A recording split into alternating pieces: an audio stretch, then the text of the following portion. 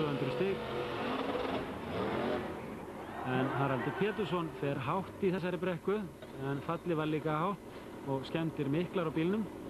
Sjáum að afturdekk brotnar undan, öxull brotnaði í leguhúsinu.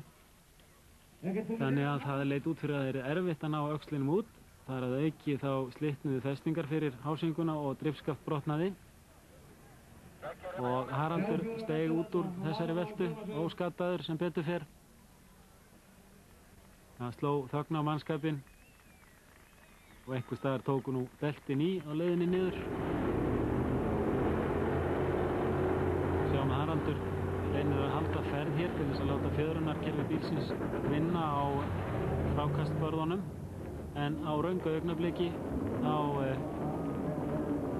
nýtir hann kraftinn í bílnum, þannig að afturdekkin hafa mikið grip og framhjólin eru akkurat í frákastbarði þegar hann gefur í.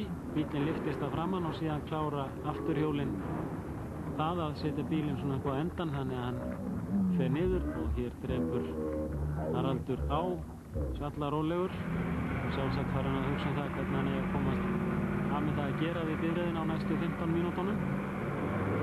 Hér lendir hann og framhjólinn reis hann og síðan klárar hann þetta á afturhjólunum og þetta var mikið og hátt fall. Hér brotnar svo afturhjólið.